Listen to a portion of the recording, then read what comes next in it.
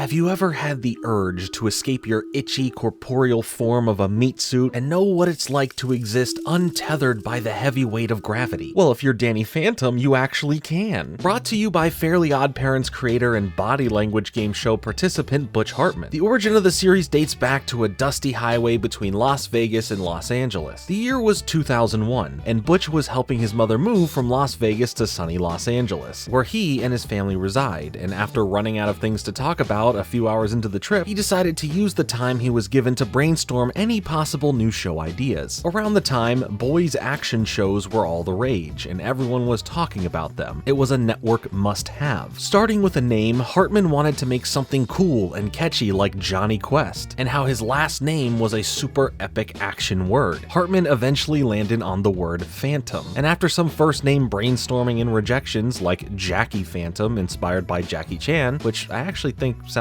really sick for the record, he decided to stick with Danny Phantom. In evolving the plot, he initially was thinking about evoking themes of Ghostbusters, while toying with the idea of Danny hunting ghosts, like a Buffy the Vampire Slayer or Scooby-Doo version of Ghostbusters. The title Danny Phantom and the Spectre Detectors was thrown around, and eventually thrown out because, as Hartman realized, it wasn't unique enough. Instead of making Danny just fight the ghosts, why not make him the ghost? Thus was born the idea for Danny Phantom. To say that the show didn't leave a major impact with many would be the opposite of the truth, otherwise known as a lie. In fact, in many ways, the legacy of Danny Phantom may even eclipse other works of Butch, with this show being the most well-written, most engaging, and most mature in terms of tone project he has done yet. So let's take a ghoulishly deeper look into the world of Danny Phantom. Ha! Ghost Kid! I was right! Are you finished with the computer?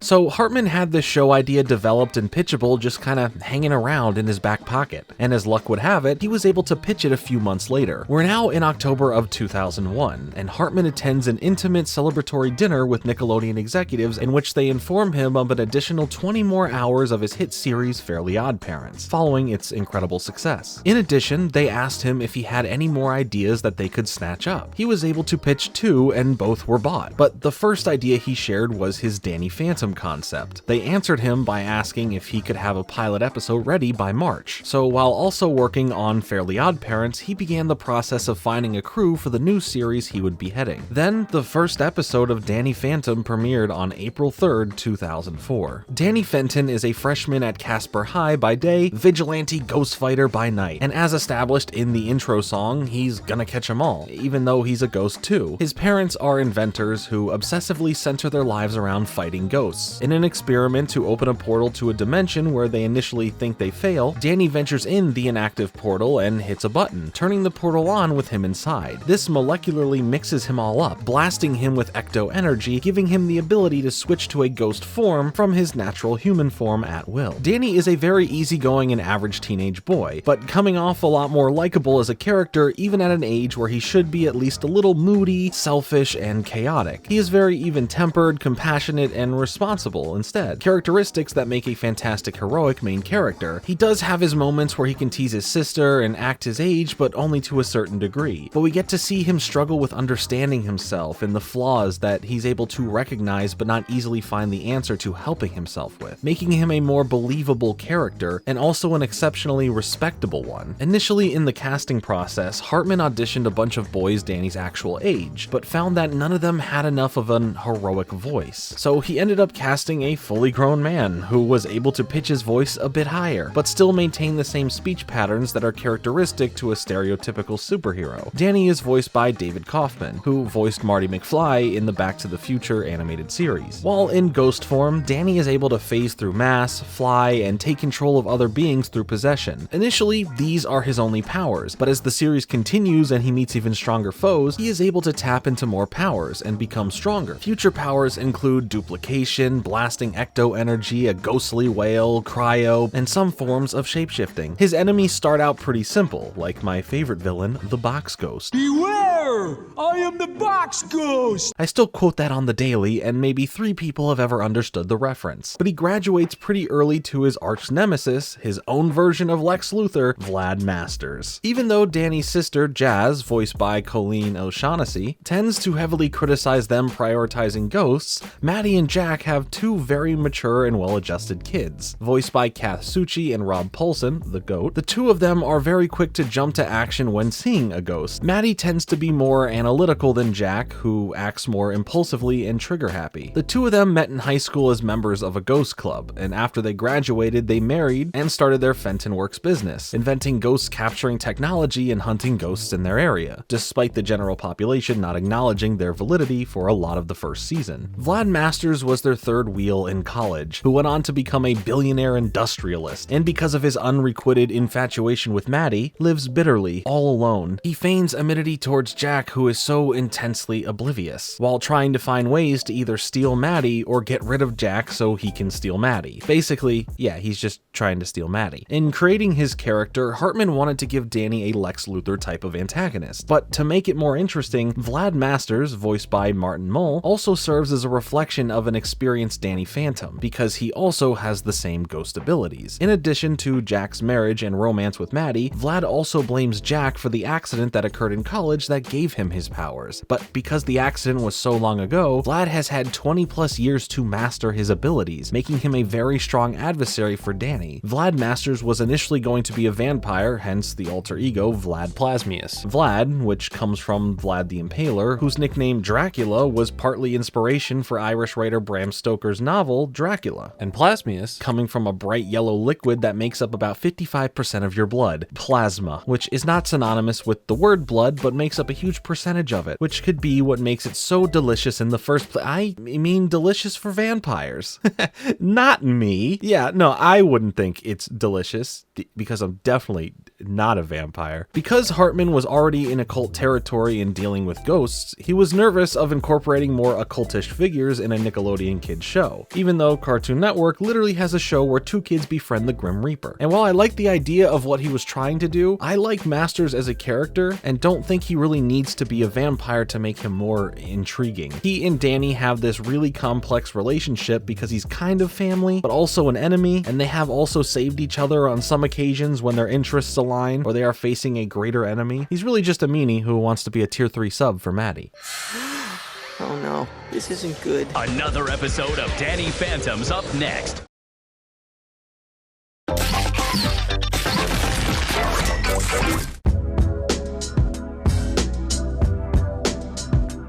In creating Danny's home life, Hartman decided to give him an older sister, which was intended to give another authority figure in his life, which would in turn make him being a powerful superhero that much more appealing to young Fenton. This is opposite to Timmy Turner, who is an only child. Jazz's name comes from a Next Man comic book character of the same name. Jazz and Danny have such a refreshing relationship that it is just so pure and loving, whereas a lot of kids' cartoons kind of use the spit-filled sibling rivalries as a plot point, especially between brother and sister, and especially when they're so close in age. From the beginning, Jazz sees her little brother as someone that she needs to protect, and even intervenes when she thinks her parents are going too far in dragging him into their obsessions with all things ghosts. In my favorite episode of the series, My Brother's Keeper, Jazz proves to be mature and stable enough in her life to recognize warning signs for depression in her brother's recent behavior. Unbeknownst to her, it's really just the fatigue and low energy from his heroic escapades when the sun goes down. She not only expresses her concern to him, but genuinely tries to help her brother. And the episode ends with her not only finding out about Danny's secret identity, but allowing him to not know that she knows, because in her words, he will tell her when he's ready. That's how you know she's a real one. There's never really a point in which Jazz acts out of character towards Danny. While she critiques and distances herself from her parents, she doesn't do so with Danny. Most of her character development comes from her changing from scrutinizing her parents and thinking that they have a problem for obsessing over ghosts, to fighting ghosts like her parents and having a lot of fun doing doing so, because later in season 1 and the rest of the series, she's out in the field. She acts as a guardian angel for Danny when she can, helping him from the other side. TLDR, Jazz is the best and a really cool way to write a sibling character. From the initial concept, Sam being in the story was always something that Hartman could picture. She is voiced by Grey DeLisle and plays the role of Danny's implicit love interest and activist goth girlfriend. I say love interest, but like throughout the series, Danny has several different crushes and relationships that preoccupy his focus until later on, of course. Because, hello, a goth girlfriend. In the initial development, Sam and Danny were going to share a psychic link, which allowed them to stay in contact and always know where the other is, which would add an interesting layer to their relationship. But inevitably, the idea was scrapped. The reason for this not happening was because they didn't want to give anyone other than Danny additional unique talents, as he is the main character after all. But she does play an important role in her knowledge of the paranormal, because her character is written to be dark and goth and mysterious. It only makes sense that she would have a lot of knowledge of the occult. Hartman chose the name Sam because of its androgyny, and it fits as Sam tends to be the opposite of what society expects out of her, and goes against the grain quite often. Voiced by Ricky Deshawn, Tucker Foley has a name that comes from a mix and match of two different figures, comedian Chris Tucker and Eddie Murphy's character in Beverly Hills Cop, Axel Foley. He mainly fulfills the role of a tech geek, as someone who grew up with techie parents, constantly surrounded by their inventions. If Danny Fenton had that natural tech genius characteristic, he would be too unstoppable, so instead that role is delegated to Tucker. He also plays the role of someone more infatuated with nearly any girl in his presence, as well as a jealous best friend on several occasions over Danny's powers. While he is smart, he comes off as the most immature character of the bunch for his actions, comments, and unbridled overconfidence. Jack and Maddie Fenton aren't what you would call great and attentive parents. They mean well for the most part, but they spend more time buried in their work than paying attention to their kids, which allows Danny to get away with so much ghostly crime fighting without much worry of his parents worrying where he is. And since he is their son, they are none the wiser to suspect he would be part ghost himself, even if all of their devices usually point to him being one. The relationship between the two is sweet, both being really nerdy and into the ghost hunting business, with them both feeling like the other completes them. They just function well together. Even if they fumble and fail at capturing ghosts or are just being goofy, they have this timeless love for one another that is genuinely beautiful. Even when things seem to be trying to separate them, mainly Vlad, their love still prevails.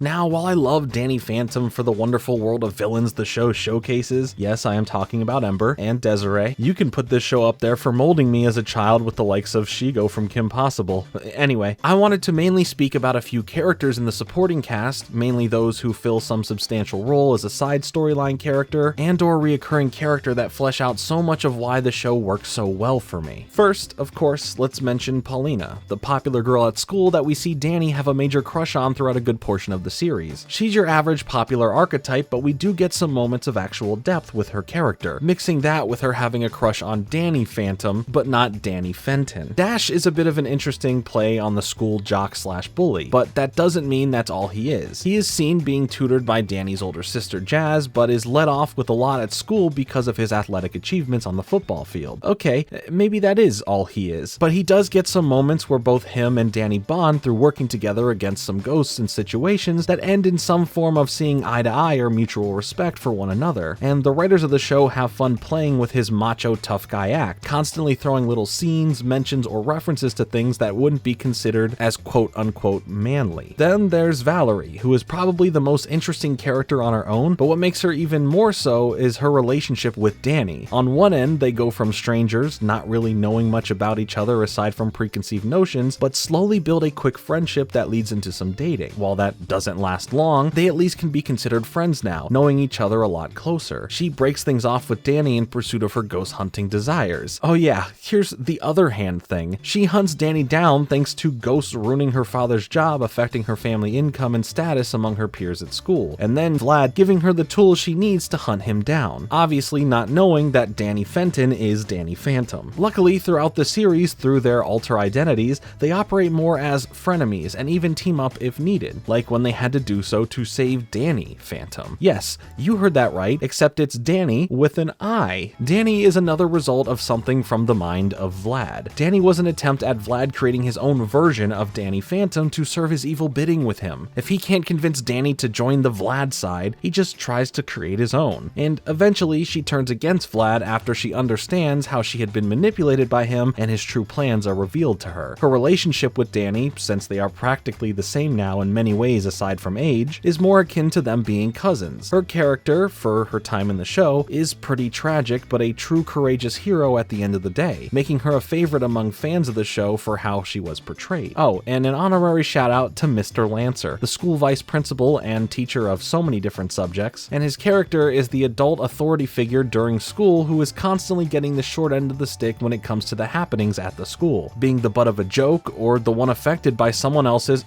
Danny's messes. But he, at least for me, gets an extra little bit of love for his constant use of literature instead of cursing, by calling out the name of a book instead of dropping an F-bomb. It's goofy, but I support it. Paradise Lost!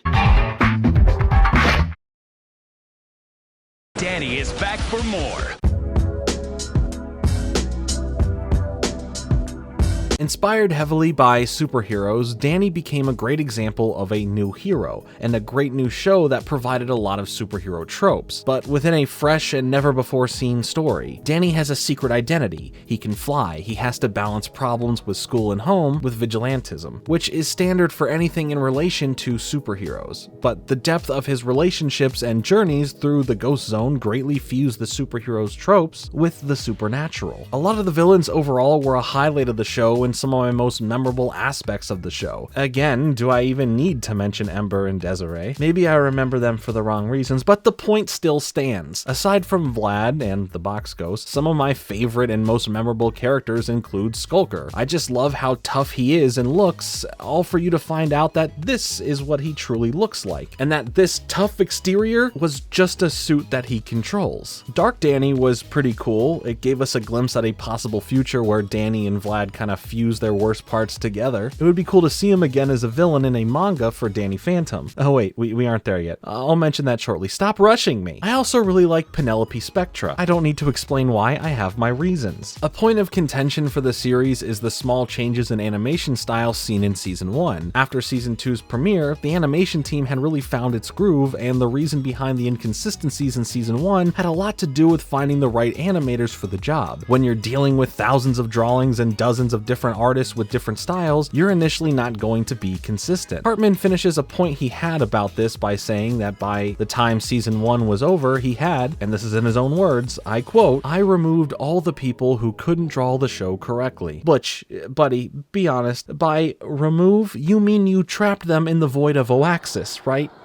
Right? I remember when the show originally premiered on April 3rd, 2004. That Saturday, I was at a family event and there was one TV in the whole event area near a bar that I just sat at as I had a bartender change the channel to Nickelodeon. I still do that today at regular bars, but instead I just get confused faces staring at me. The show had style and immediately hooked my attention for the series, as well as a lot of others, as when I speak to people about some of their favorite shows, Danny Phantom is said more often than not. Even critics gave the show high praise, citing the great characters, fun action, and all-around humor found throughout. Sure, going back to this show now, it's easy to find some less than tasteful jokes, and a few things that definitely haven't aged well. The good stuff about the show, however, still holds up greatly, and it's truly unfortunate that it never felt like it got to flourish because it feels like there was so much room left to tell some incredible stories. I think the character of Danny is just an all-around well-written and fun character to root for. A character who isn't perfect, who has similar life struggles, but still tries to see himself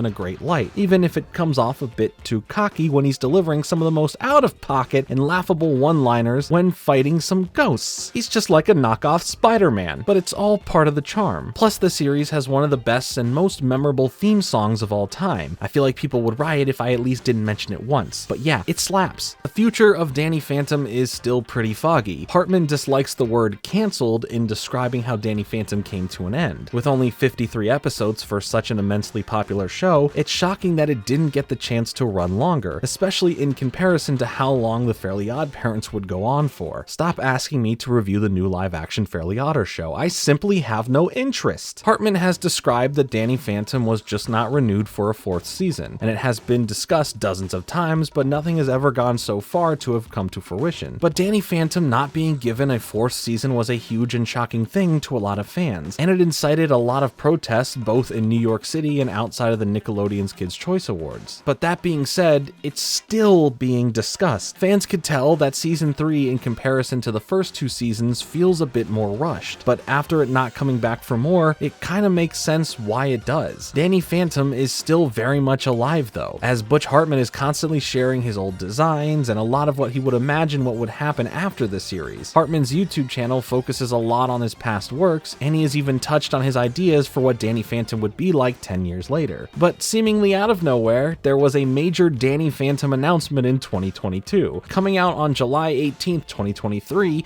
a Danny Phantom graphic novel titled A Glitch in Time is releasing, with the overseeing of Nickelodeon on this, clearly for legality to even happen in the first place, but it just makes it feel like Nickelodeon still gives some form of thought or care for this franchise. You're excited. I'm excited. Random people in Splatoon 3 are excited. Does this lead to anything more? Who knows, but I am just grateful for something from this franchise still happening. And maybe, just maybe, if we're lucky, Burger King can bring back the Danny Phantom kids meal toys. That'd be pretty rad. But let me know your thoughts on Danny Phantom. Were you a die-hard fan of the show? And if so, are you excited for the graphic novel coming out next year? And would you like a continuation of the show after all these years? Let me know in the comments below. Thanks so much for watching. Make sure to hit the like button and subscribe with notifications on for more content like this. Click the join button to become a member and help support the channel. Follow me on Twitter, and I'll be back with another video soon. But until then, later.